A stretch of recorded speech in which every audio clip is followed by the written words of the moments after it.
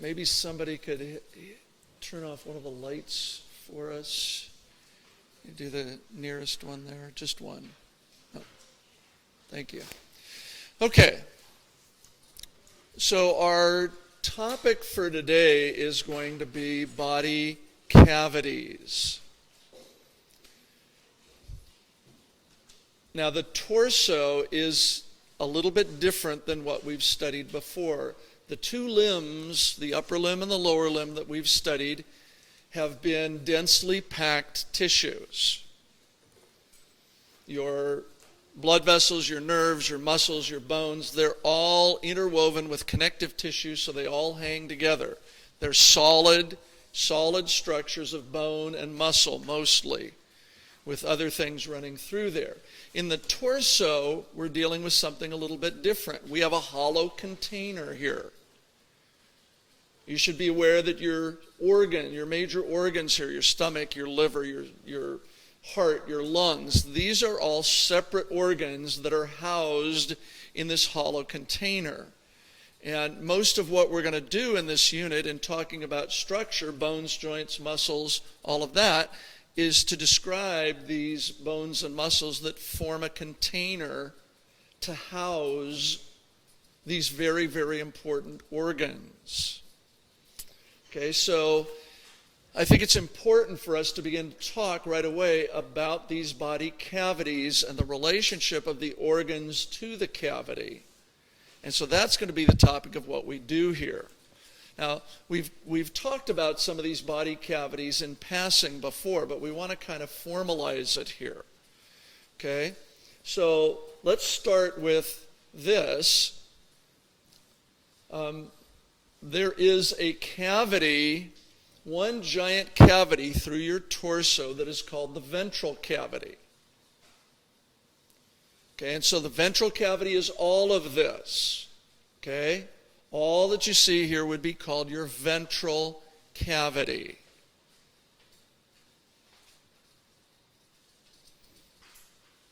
There is a dorsal cavity. We'll talk about that later. There's a special cavity for your brain and your spinal cord. If you've caught the news lately about the famous actress that just fell in a simple little skiing accident and had bled into her dorsal cavity. She was bleeding into that, and it put pressure on her brain and ultimately killed her. So there is a dorsal cavity, but the dorsal cavity is partly in your skull and then through your vertebral column. We really want to focus here on this ventral cavity. Okay, so this is where our focus is going to be right now. All right, now the ventral cavity can be subdivided. And we'll subdivide it into the thoracic cavity. Now the thoracic cavity is here. It's this portion of the ventral cavity. And then the inferior part of this is going to be called the Abdominopelvic cavity, and that would be this part here. Okay, so I can take the entire ventral cavity and divide it into two large cavities. We've talked about thoracic this and thoracic that, thoracic cavity. When we talk about the thoracic cavity or the thoracic area, if we're talking about thoracic vertebra, we're talking about ones with ribs. This abdominopelvic cavity really does kind of hide up under the ribs a bit. So when we're talking about cavities, we're talking about these spaces. Now you can see here too that right in this area between the two cavities, there is a muscle. Okay, that muscle is called the diaphragm. It's one of the muscles on your muscle list for this unit, is the diaphragm. And it's a muscular wall that completely separates these two cavities. Other than the fact that there are a couple of openings that allow like your food tube to go through the diaphragm, major blood vessels, the giant artery and the giant vein that service the lower part of the body have to pass through the diaphragm. But other than that, it's a complete wall. So I've got my thoracic cavity divided into two subdivisions. Now it turns out that we can take each of these two cavities and subdivide them again, right? So let's take the thoracic cavity, for instance. Let's just focus here right now, okay? Here's the thoracic cavity. And let's look at the thoracic cavity as having three smaller cavities within it. And basically you see three major organs here, don't you? Each one of these is in a separate cavity. The pericardial cavity is here. Can any of you guess which one that might be? Yeah, you see the word cardia here, like cardiac, right? You ought to get the concept of the heart. The little term peri means around something. So pericardial would be the cavity that surrounds the heart. So that's there. The other two cavities actually have the same name, the two pleural cavities, and the term pleural is going to refer to lungs. And so here are the two pleural cavities now. Okay? So, and to distinguish these, I would call this the right pleural cavity and the left pleural cavity. So my thoracic cavity divides into these three. And they're actually separate. There are membranes in here that wall off and completely separate these organs from one another in this cavity. If somebody was asking you the relationship, location-wise, of these cavities to one another, what kind of terminology would you use? If you were using locational or directional terms, are the pleural cavities superior to the pericardial cavity? Are the pleural cavities anterior? What words would you use to describe the relationship? Lateral and medial. Which cavity is the medial cavity? Pericardial, isn't it? And if I said the pleural cavities are what? Are they lateral or medial? You would say they're lateral, exactly. That's good. They're really side by side here. All right. Now we can take the abdominopelvic cavity. Let's look at the abdominopelvic cavity, and we're going to divide this into two cavities. And you see here an anterior view, and you can see over here a lateral view of this. And this is pretty simple because the name tells you the two cavities, doesn't it? Abdominopelvic. So what are the two cavities? Abdominal, right? Which is this portion of that. And then the other one has to be the pelvic cavity, of course, right? And the pelvic cavity then is this smaller inferior portion.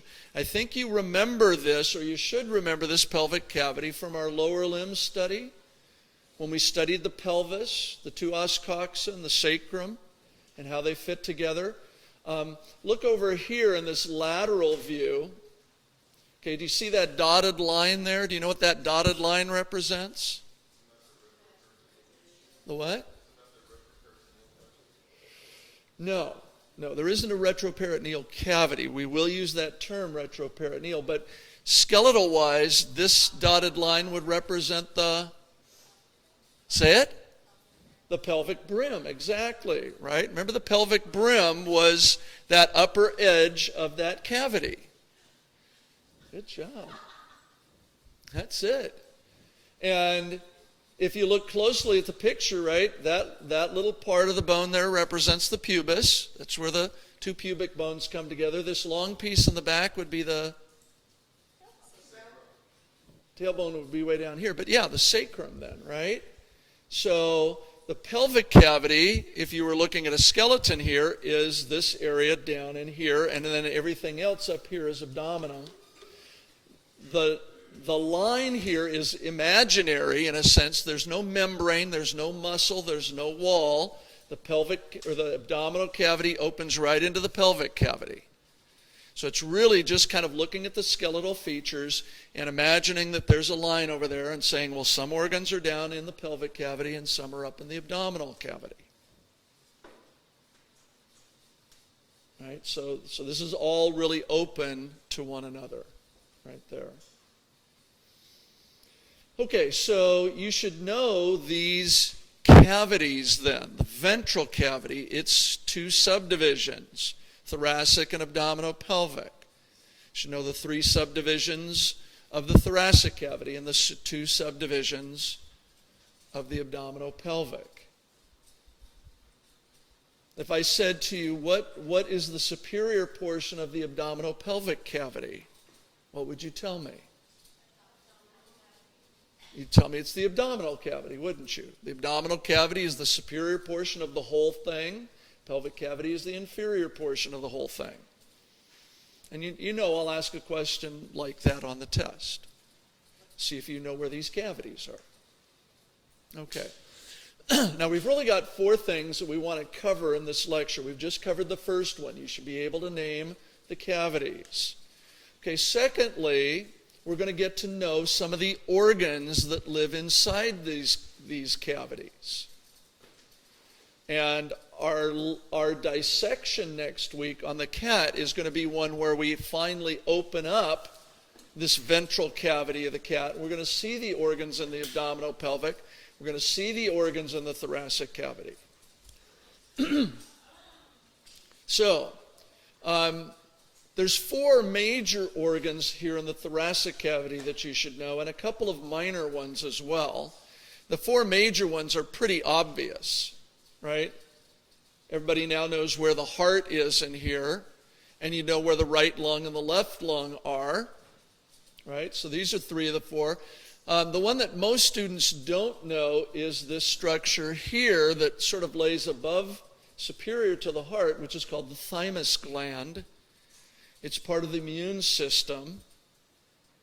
When people want to explain what it does, one of the best ways to think of it is it's the elementary school for your immune system. It's where your white blood cells go to get an education. In a child, the thymus gland is quite large. And of course, one of the things that's happening in children is that their bodies are learning what is foreign and what is their own. And they have to learn that well to be able to fight off infections and disease. In an adult, this shrinks and is very, very small in an adult. In fact, we can often sort of infer how old your cat is. Because we have different sized cats, but some large cats are very young, and some small cats can be very old. When you see how much thymus gland they have, you can kind of go, oh, if there's big and there's a lot of it there, that's a younger cat. If there's very little of it there, that's an older cat. Same thing would be in a human. So you should be able to recognize the thymus gland is there. And then a couple of the minor things. You can't see this in the picture, but you should know the word esophagus. This is the name for your food tube. And of course, the food tube, if we're going to get food from our mouth to our stomach, which happens to be down in the abdominal cavity, there's got to be a tube running through the thoracic cavity to carry the food to the stomach. And you don't see it, as I said, you don't see it in the picture. You do see the other major tube that's here, though. You see the breathing tube, which is called the trachea. The trachea is also present here. And you will see all of these structures in the cat when we dissect it next week. So you're going to need to find these things in the cat, and you'll need to find these things in a picture on a test as well. Okay? So that's the thoracic cavity. Let's look at the abdominopelvic cavity then. Okay, and there are many major organs here, and I don't even have them all here. We'll kind of define which organs you should be able to recognize in a picture when we do our dissection next week. But this is just a basic overview. Should be able to identify the liver. The liver has a little pouch hiding under its edge here, sort of sits underneath, called the gallbladder, which stores waste products from the liver. The stomach is over here on the left-hand side more, and you can see where the esophagus here comes down and attaches into it. The stomach then leads to the small intestines here. Small intestines are sort of central to this more inferior part of the abdominopelvic cavity, or the abdominal cavity here. And the intestines then lead into the large intestine, and that happens over here on the right. And you can see in this expanded picture over here, here's the beginning of the large intestine. This is where your vermiform appendix is. It's attached right here at the beginning of the large intestine. And then the large intestine runs up the right side of your body, runs completely across underneath, inferior to the stomach, to the other side, to the left side. It runs down the left side and then kind of sweeps in a curve down and finally becomes the rectum. One of the other major organs that's here, it's kind of hiding underneath the stomach, is your pancreas, which is an endocrine gland and an exocrine gland. It produces digestive enzymes for the process of digestion, and it also produces two major hormones that influence the metabolism of sugars and other nutrient products here. So there are major organs in the thoracic cavity and major organs in the abdominal cavity that you should know. I wouldn't worry too much about this. If you got to know the basics, we'll be adding a few others next week. We'll see the kidneys and the urinary bladder and a few other things we'll add to this. But if you get some of the basics down, you should be able to recognize the shape and the location of the major organs in this cavity. Okay, one other thing that happens here, I'm going to go to a third important topic. One of the other things that happens here is, because all of these organs are in one big place called the abdominal cavity, the abdominal cavity covers so much real estate that medical people have decided to divide up the abdominal cavity into smaller segments so that we can say, oh, this is over here or that's over there. And not just say, oh, it's somewhere in the abdominal cavity. It's like going to the doctor and say, doctor, I have some abdominal pain.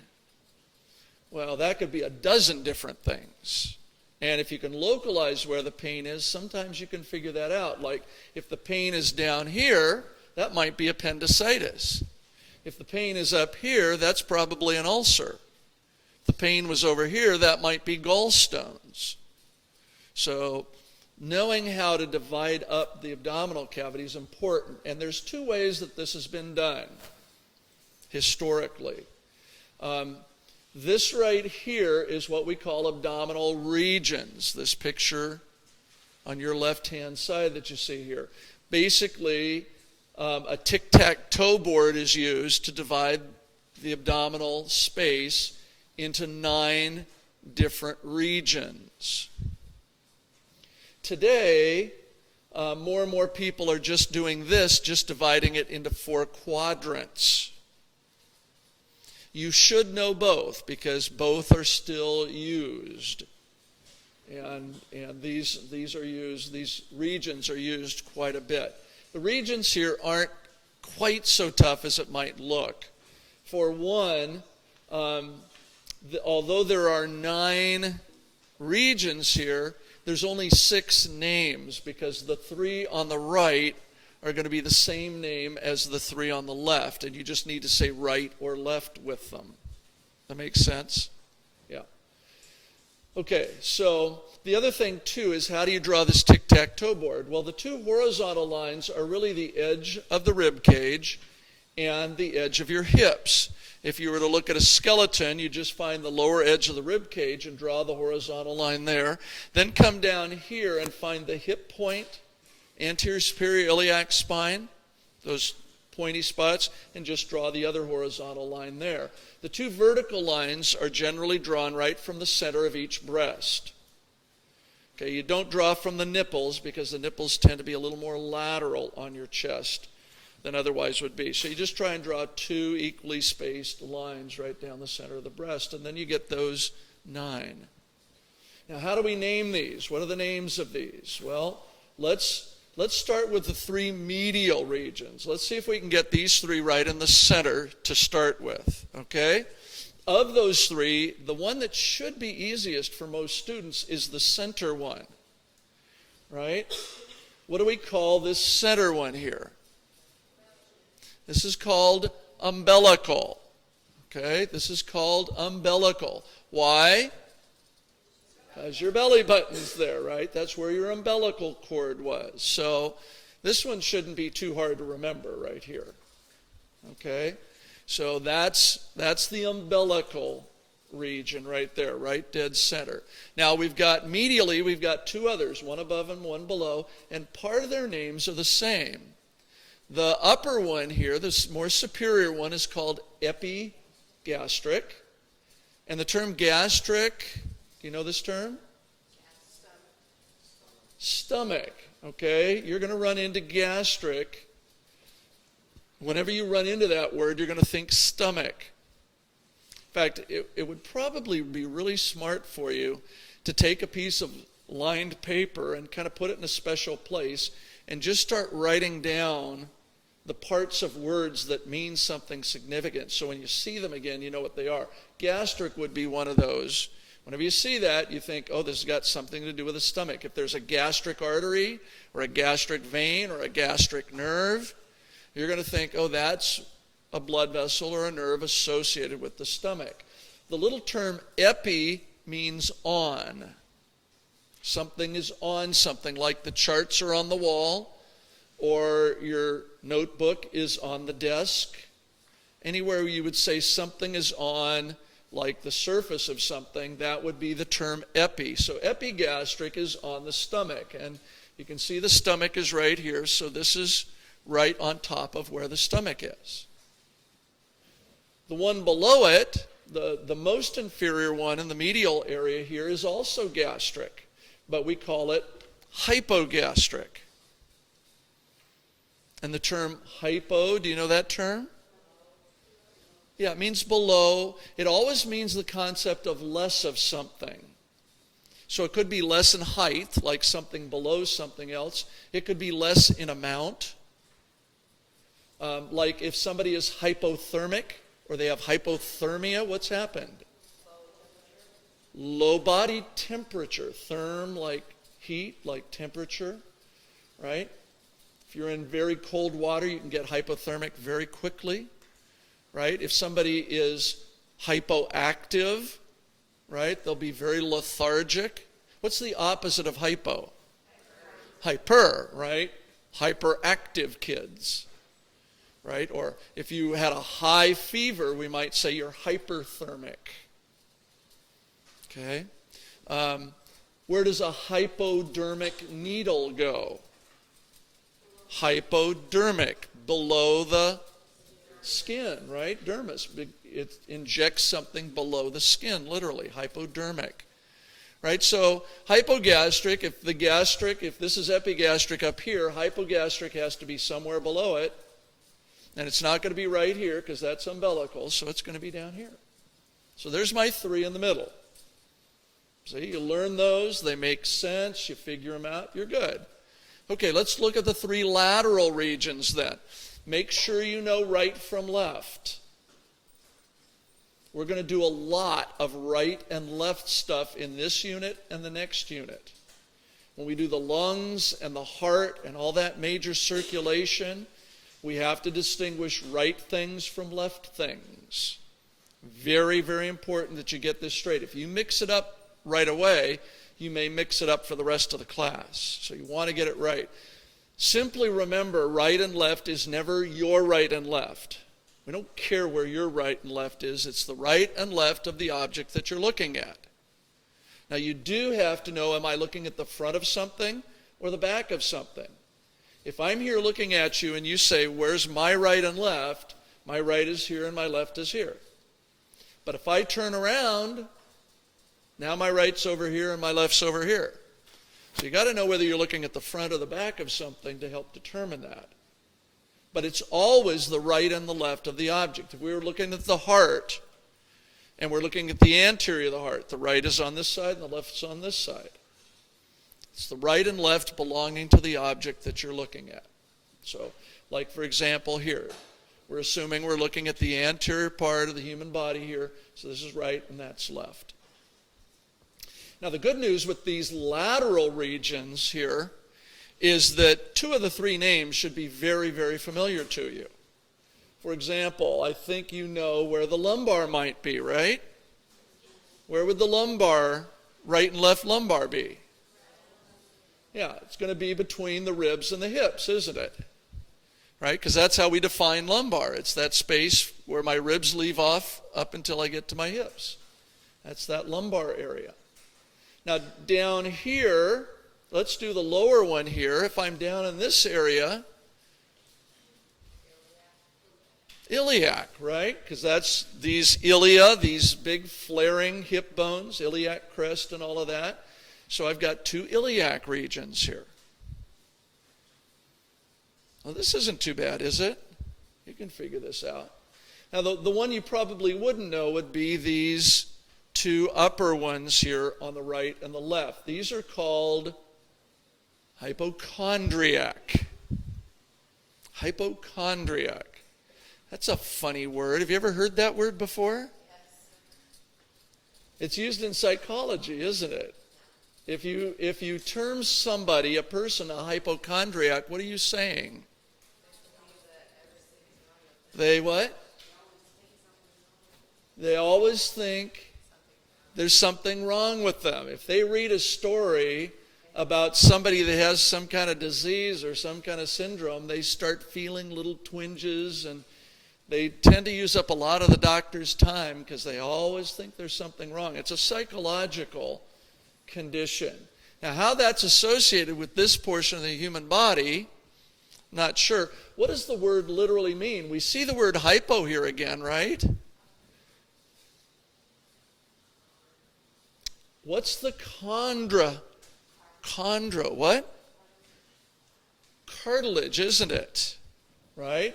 Chondro, remember chondrocytes, chondroblasts, everything. This is one of those little words you should be writing down on your list. You probably know what osteo is, chondro, all these little prefix words that show up again and again you should be familiar with.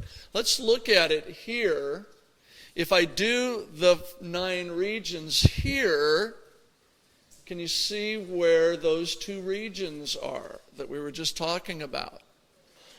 Okay? Hypochondriac, here and here. What cartilage are we talking about? Yeah, the cartilage of the rib cage. Sometimes some people think that the thoracic cavity starts here. It doesn't. The abdominal cavity actually arches up under the rib cage so that my rib cage helps protect my liver and my stomach. So it really does arch up and under, and these 2 lateral parts here, the hypo part means under, as we said before, and the chondriac part is referring to cartilage. So these are the cartilages of the ribs, or what we call the costal cartilages. And so these 2 areas are called hypochondriac, and that's why. Now, how do you get from there to psychology? Well, let me give you a guess. I don't know that this is true, but I think this is a reasonable guess. If you're a medical person and you're going to write down where the pain that somebody has is, if they had right iliac pain, then you would probably be thinking about diagnosing appendicitis. Now, think of people that may come to the doctor, or think of an elementary school, kids that come to the nurse all the time, complaining over and over and over again. What's probably the number 1 complaint from a kid in an elementary school? Stomach ache, right? I got a stomach ache. And they're going to go, right? And so the doctor or the nurse would, if they're going to chart it, if they're going to describe it, how are they going to describe that pain? They're going to say, oh, we've got left hypochondriac pain, right? When that kid comes back over and over and over again, and you keep writing left hypochondriac, what do you start calling the kid? Okay, here comes my hypochondriac, right? So it's just a guess, but I think it's a pretty good one given the fact that stomach aches are very, very common, and it's the kind of thing you can't really tell if the kid's telling the truth or not. He says his stomach hurts, who knows, right? Okay.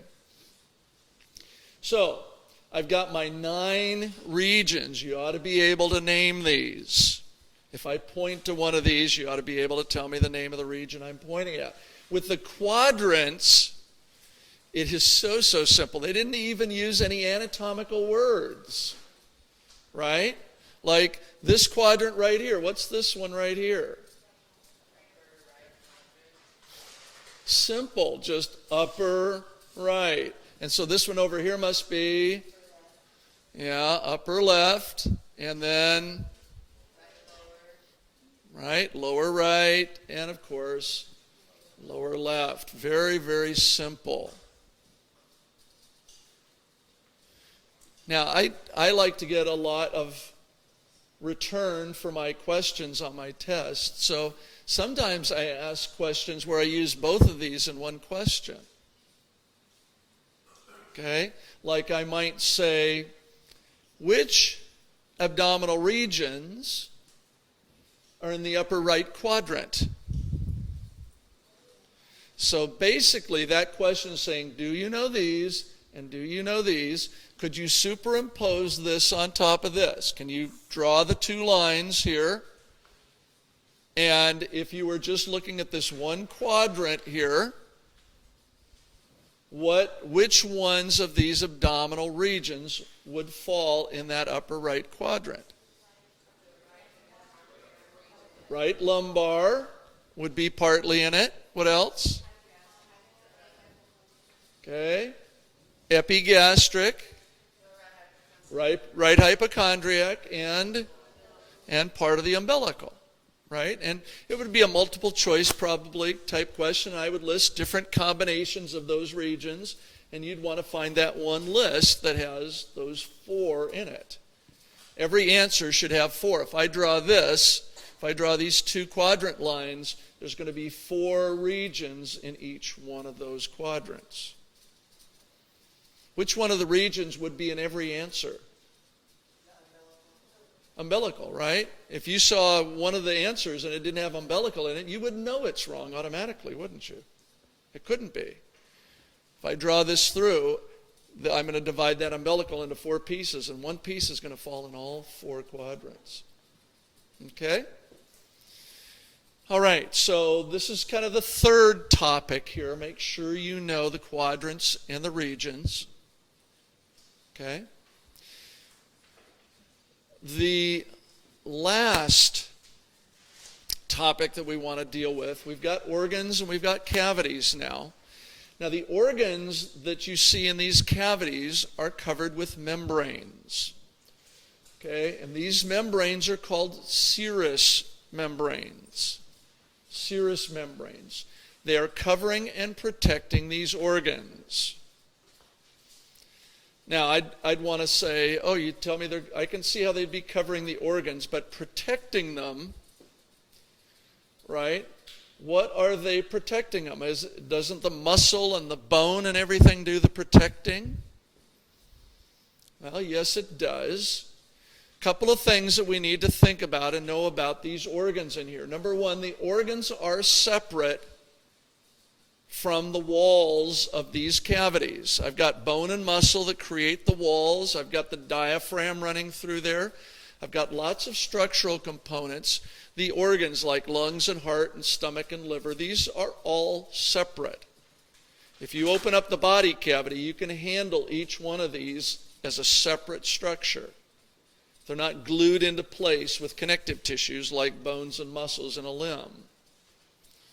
What else do I know? Well, I know that most of these organs are in motion.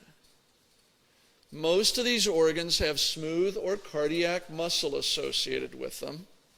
These organs are moving. Is your heart moving right now? It is. Isn't it interesting that it's moving so much and you can't even sense that? If you've ever seen a picture of a movie of open heart surgery, when they open things up, the heart's in there just going ba-dum, ba-dum, ba-dum, ba-dum, ba-dum. It's just moving.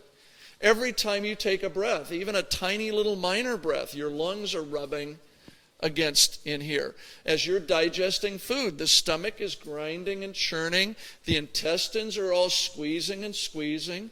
There is a lot of movement going on in here. What do I need to protect from then? I need protection from friction. Friction poses a danger to these organs. If I took my hands here and I created a little friction, if I start rubbing them together like this, my hands get warm. I realize that there's some energy going on. What if I kept rubbing my hands till tomorrow? What would my hands look like? I'd probably have blisters. I might wear right through. I might be bleeding in places. And that's only till tomorrow. My heart has been moving in my chest for many, many, many, many years. My lungs have been slipping and sliding in my chest. What provides protection for this? It's these serous membranes that we're talking about. Serous membranes coating and covering all organs as well as all of the structures in these cavities. They eliminate friction. And that's very, very important in this ventral cavity.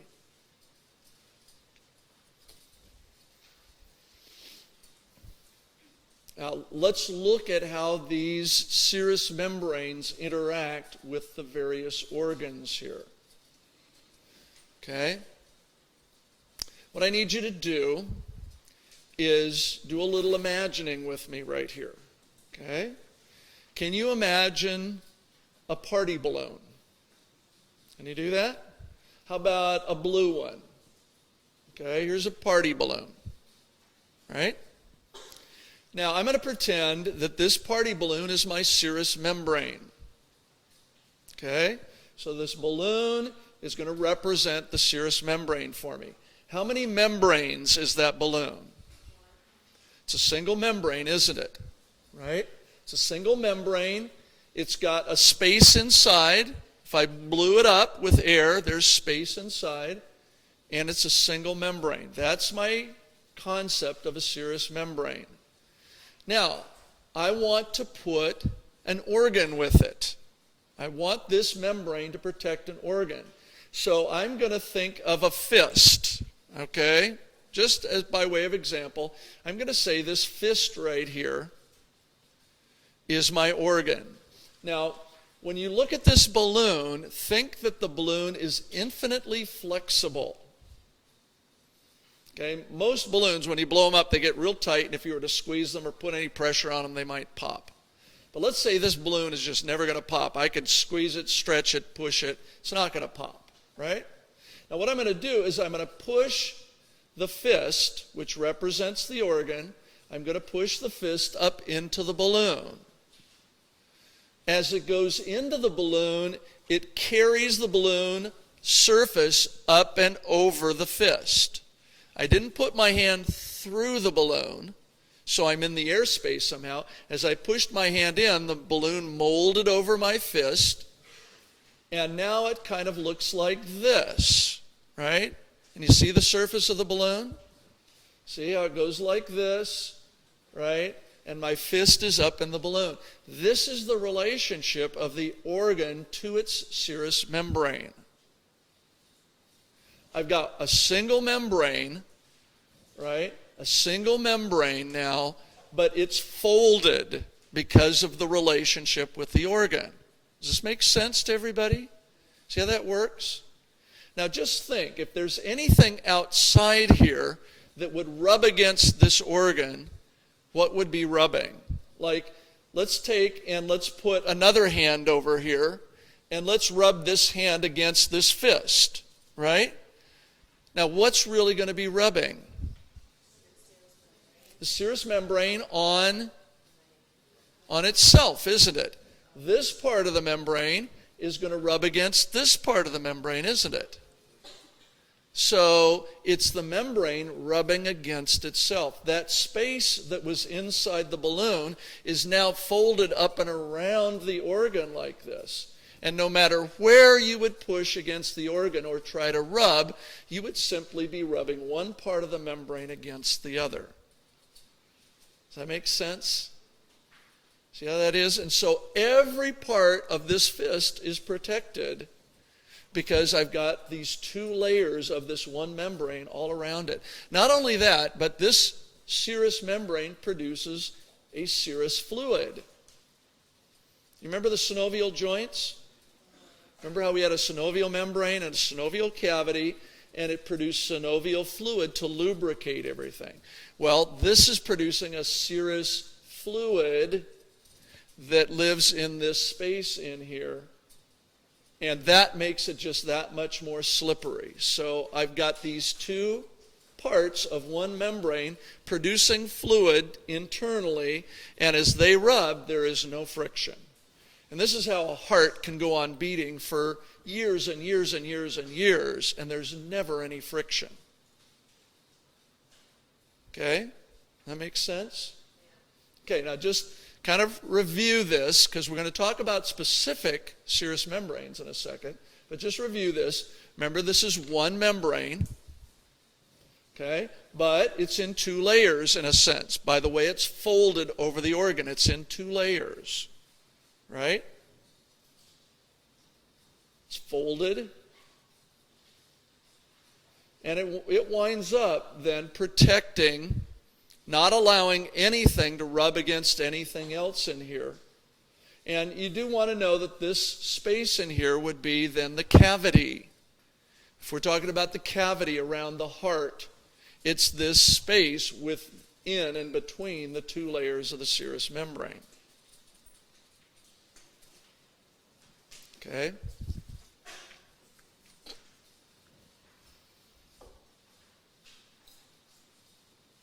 Okay, so that's the space then around there. Now, the last thing that you want to distinguish here is because the serous membrane is folded into two pieces, anatomical and biological people have an adjective to describe whether we're talking about this part of the serous membrane or this part. Okay?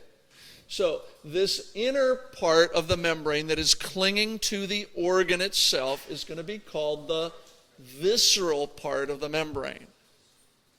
And the word visceral refers to organs. The term viscera is a word that's used for the organs in the cavity. So this part of the membrane will be called visceral. And this part, then the outer part, the part that's touching anything else except for the organ, is going to be called the parietal part of the membrane. The visceral portion of the membrane and the parietal portion of the membrane.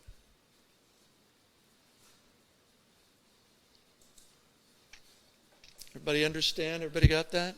Good?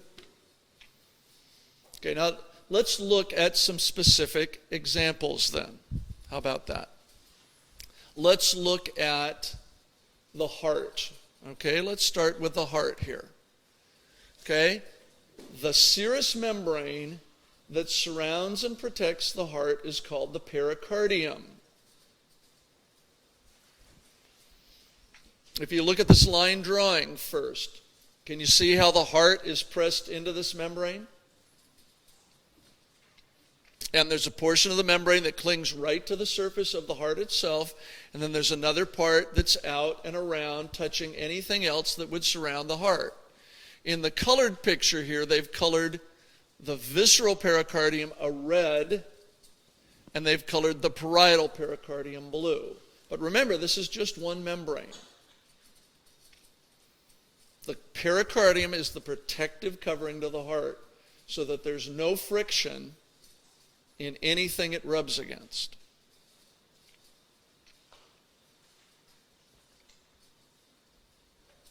Everybody good with that? Got the idea there? Okay, let's look at another serous membrane. Okay? Each of the two lungs. Again, these are organs that are constantly moving. You can't stop breathing. And every breath you take means that these lungs are going to be rubbing against the chest wall. And imagine the heart in between here. There's a potential of rubbing against the heart too. So each one of the two lungs is surrounded by a serous membrane, which is called the pleura.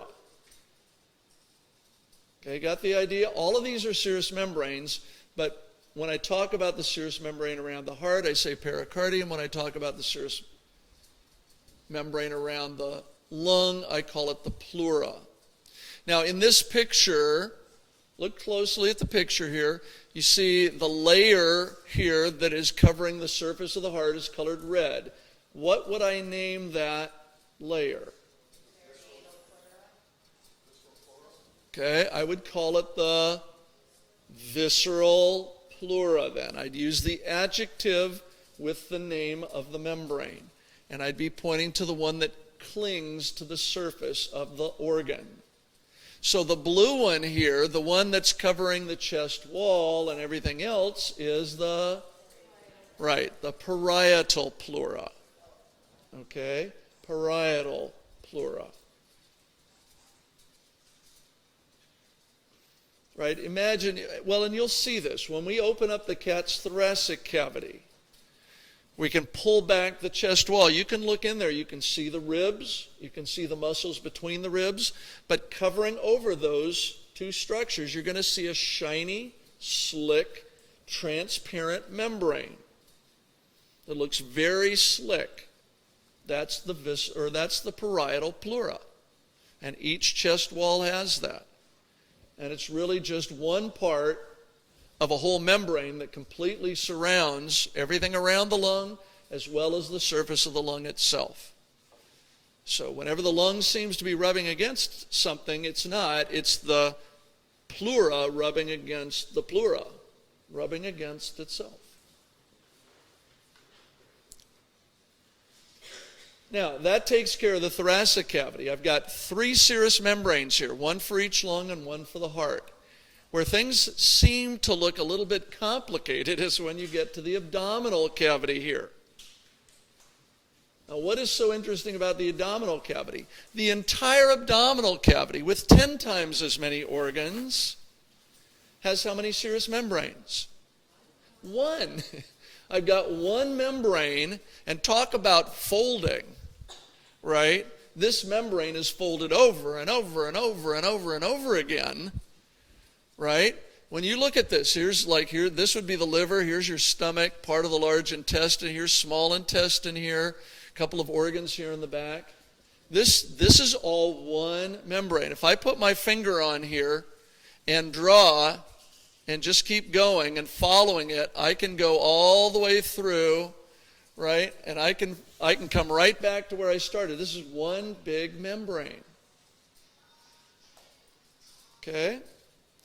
Now, wherever I see this one membrane, which happens to be called the peritoneum, notice how all 3 names for serous membranes start with P: pericardium, pleura, and peritoneum, right? Where it covers an organ, like if this is the stomach, you can see that they colored part of the membrane red here, or the liver. That's going to be called the visceral peritoneum. Anywhere it touches and covers an organ, I call that a visceral part of the peritoneum.